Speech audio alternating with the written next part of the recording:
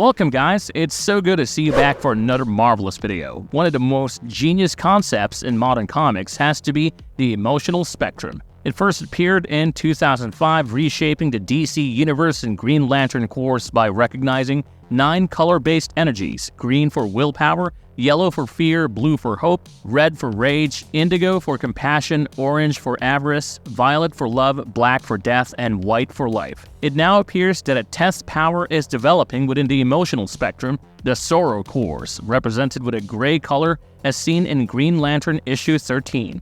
I hope that piqued your interest because today we're going to take a deep dive into the Green Lantern lore and find out about this new development. Stick with us till the end. Before we go into our explanation, we have a very small request. If you like our content, please support us by subscribing to our channel. This is a small click for you, but for us it means a lot. Thank you, and let's begin.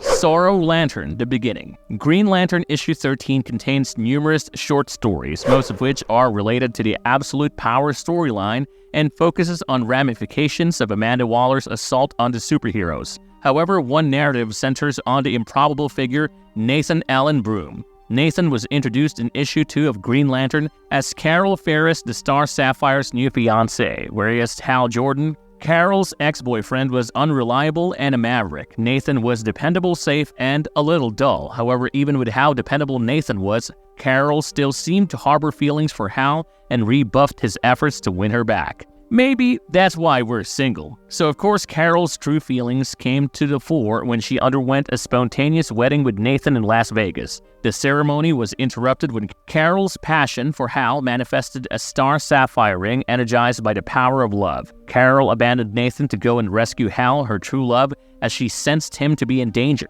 Now, before we get into the storyline of issue 13, let's briefly review what happened in the previous issue. Tharos and Waller, the dark forces behind the United Planets. The new storyline of the current Green Lantern series is focused on a threat from within the United Planets, the Corps' current overseeing organization. Someone has been working behind the scenes in the organization and has been destroying every core that uses the emotional spectrum. Issue 12 not only reveals who this someone is, but also reveals his partner. Unfortunately, it is Tharos of Durlan, the Lord Premier of the United Planets, and guess who he has partnered with? The boss of the Suicide Squad, Amanda Waller. How did that happen? Well, let's take a look, shall we? In issue 12, Hal Jordan charges into battle with the remaining Resistance Corps against the forces of Tharos. Feeling vastly outnumbered and outgunned, Green Lantern realizes that Tharos now controls both the Corps and the United Planets. As members of the Resistance Corps begin to fall rapidly, wanting to keep fighting but realizing he cannot do so by himself, Hal heads towards Earth. Just when all hope seems lost, Star Sapphire arrives in the nick of time to save him. Tharos is enraged at his warriors for failing to capture Green Lantern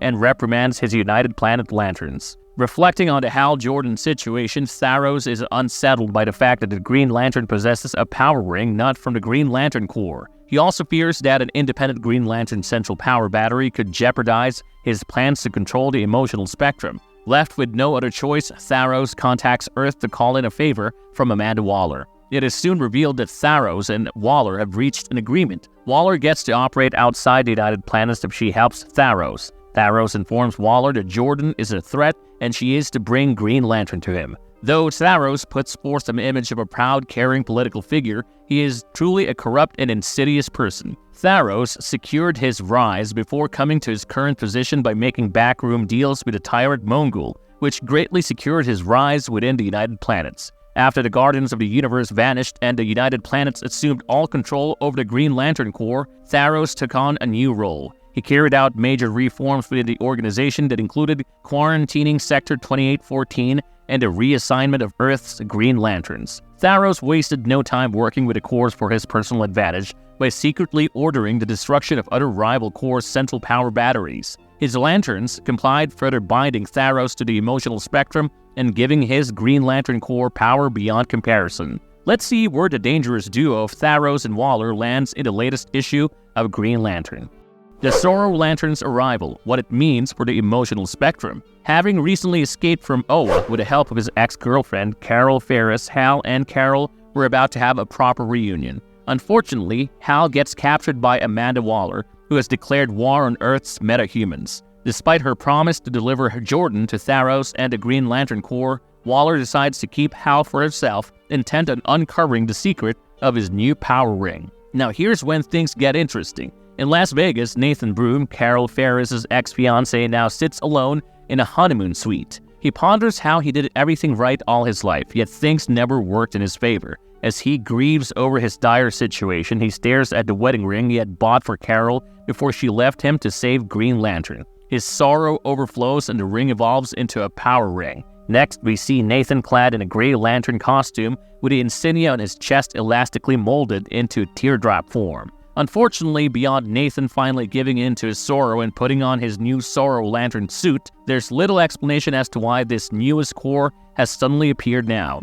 A Sorrow-powered lantern does make for an interesting concept though, as this is one of its critical emotions absent from the original core that dealt with more primal feelings such as rage and love. Given that the emotional spectrum has existed since the dawn of time, one has to wonder what took a lantern empowered by the color of sadness so long to appear. The best reason why the Sorrow Lanterns have arrived now is because of the destruction caused by Tharos. He has all but destroyed every other core save for the Green Lanterns. Kyle, who is the living avatar for the emotional spectrum, has suggested that the spectrum itself is in pain because of Tharos. There is a possibility that the Sorrow Lanterns represent the suffering of the spectrum, and thus they suddenly manifested. Another probability is that Tharos' destruction fundamentally changes how the emotional spectrum functions. While he's destroyed every faction except for the Green Lanterns, the spectrum itself can't be completely destroyed, even if its central power batteries can. It very likely may be that Tharos' actions created how a new core could form, thus resulting in lanterns representing emotions that were previously excluded from the original 7 lights and later the updated 9. With so much going on and happening with the emotional spectrum, it wouldn't be a shock to see more new lanterns pop up left and right. Fans may soon come across lanterns who are empowered by things like joy or surprise. It will be pretty fascinating to see how Green Lantern reacts to his new, somber counterpart as the Sorrow Lantern takes the disguise. Marvelous verdict. And that brings us to the end of this video. The introduction of the Sorrow Lantern Corps into the lore of the Green Lantern opens up a whole new frontier as Tharos wreaks havoc across the cosmos, tilting the balance of the emotional spectrum. The sudden appearance of a new lantern powered by the emotion of sorrow only adds another layer to the story. The transformation of Nathan Broome into a Sorrow Lantern shows just how deep the repercussions of Tharos are, potentially manifesting new cores and emotions previously absent. As we witness the flux of the emotional spectrum, we can expect more lanterns representing newer emotions to pop up. It will be most interesting to watch how Green Lantern and this newly introduced Sorrow Lantern gets along and what new dynamics emerge in the core as the saga unfolds. What emotion do you think will inspire the next Lantern Corps? Let us know in the comments below. If you liked this video, hit that like button. If you loved it, please share this video with all your buddies. I'll see you in the next one.